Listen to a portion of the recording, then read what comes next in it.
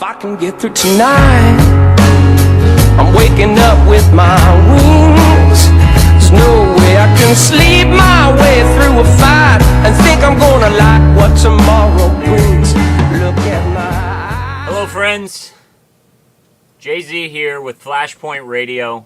It is July 4th, 2012, our Independence Day, the 99th year of our occupation by the international banksters and the globalist elite.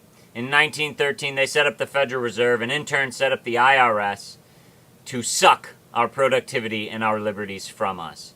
I thought nothing better on this July 4th than to focus on what we celebrate, the Declaration of Independence. This is not a celebration of the flag. This is not a celebration of our men and women fighting in Afghanistan and Iraq. This is not a celebration of the Star-Spangled Banner or anything else, the presidency, the Congress, the judicial branch. This is a celebration of insurrection, a celebration of terrorism, if you will, a celebration of a small minority of men and women who took it upon themselves to throw off the burdens of a tyrannical government, who took up arms against that tyrannical government. Now, I do not wish to take up arms against my government. We have the foundation to repair this government. We have the foundation already laid. If we just tear down this evil house that has been built around us and start anew, we might be able to save it. I thought I'd just look at some excerpts of the Declaration of Independence to remind you what it is they fought and died for. To remind you what we should celebrate on this July 4th. Not the red, white, and blue. Not some tune that they have drummed into your mind. Not a pledge of allegiance. I pledge no allegiance to a flag. I pledge allegiance to the rights afforded to me by God. And this document lays those out for us. When in the course of human events, it becomes necessary for one people to dissolve the bands which have connected them with another.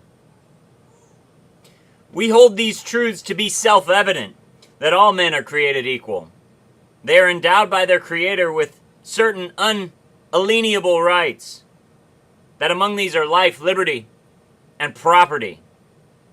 That to secure these rights, governments are instituted among men, deriving their just powers from the consent of the governed.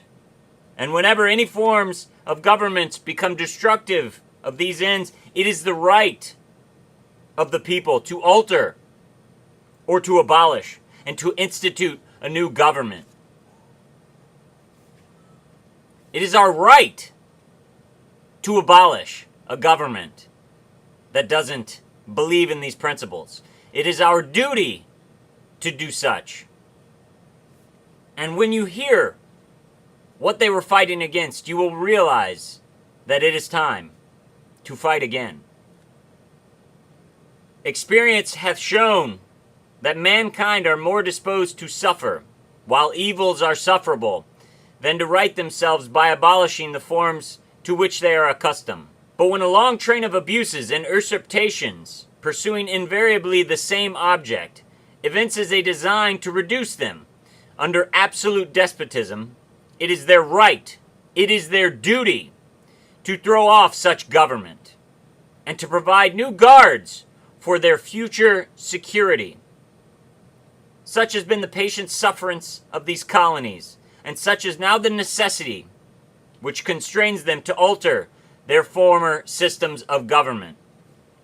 Now, those long train of abuses by the King of England. How about this? He has erected a multitude of new offices and sent out hither swarms of officers to harass the people and to eat out their substance. That applies. He has kept among us in times of peace standing armies without the consent of our legislatures. Well, they get around that with the never-ending war on terror. He has effected to render the military independent and superior to the civil power, military-industrial complex, the need for security. He has combined with others to subject us to a jurisdiction foreign to our Constitution and unacknowledged by our laws, giving his assent to the acts of pretended legislation? How about international law, Agenda 21, UN doctrine, NATO calling the shots for our military, for quartering large bodies of armed troops among us? Well, we saw that last week in St. Louis with armed personnel carriers driving down Highway 40, for protecting them by mock trial from punishment for any murders which they should commit on the inhabitants of these states. Now tell me, is the law doled out in equal portions to those police officers and members of an organization that wears a uniform when they murder someone? Or when a citizen might murder another citizen, or God forbid, someone in uniform? Are the punishments equal? No. For imposing taxes on us without our consent, for depriving us in many cases of the benefits of trial by jury. He has abdicated government here by declaring us out of his protection and waging war against us. Well, what do the MIAC document, numerous Department of Homeland Security documents state? Those that believe in individual liberty, the Constitution, and sovereignty are the enemy, are terrorists, are a danger to this nation. He is, at this time, transporting large armies of foreign mercenaries to complete the works of death. They may not be large armies, but NLE 09, National Level Exercise 09 from FEMA, included foreign troops training on the streets of America for civil unrest, of course, to take back to their own countries. But nevertheless, on this soil, Russian troops training at Colorado Springs last month. Our repeated petitions have been answered only by repeated injury.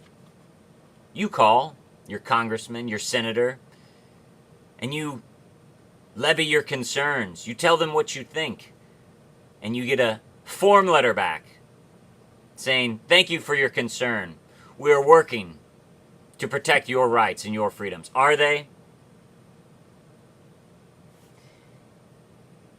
We, therefore, the representatives of the United States of America, in General Congress assembled, appealing to the Supreme Judge of the world for the rectitude of our intentions, do, in the name and by the authority of the good people of these colonies, solemnly publish and declare that these united colonies are, of right, ought to be free and independent states, and they are absolved from all allegiance to the British Crown or international banksters, globalist organizations.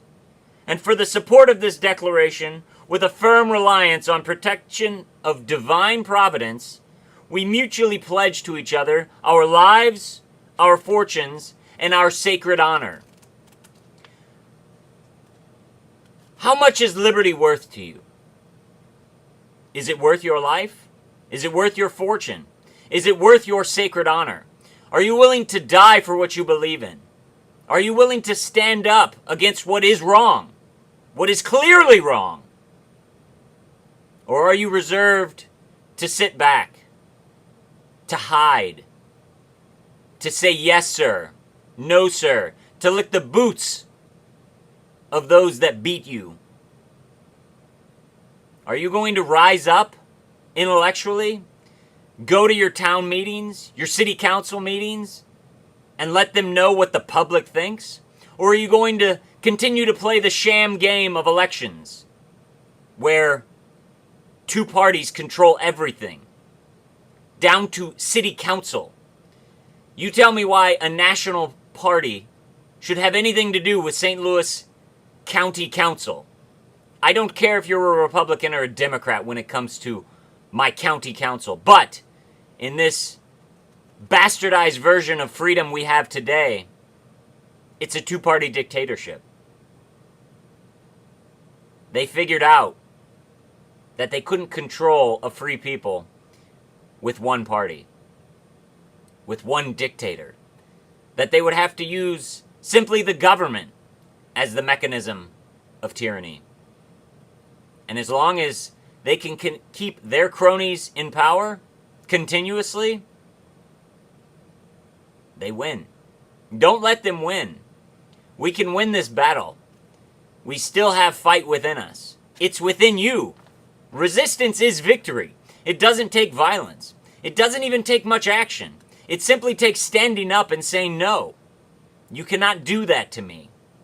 To a judge, to a police officer, to a city council member, to a congressman, to your senator, to anyone who claims to have power over you. They do not. They do not. You are a free people. Remember that on this July 4th, that you are free from God. And if you do not believe in God, then who gave you your rights? The government? Some other men? Yourself? Then those rights can be taken away. No. My rights were given to me by my Creator, and they will be taken away by my Creator. If you do not stand for your rights, you will fall at the feet of those who take them. Jay-Z signing off saying, God bless. Have a safe and happy 4th of July. And dang it, keep your eyes to the sky.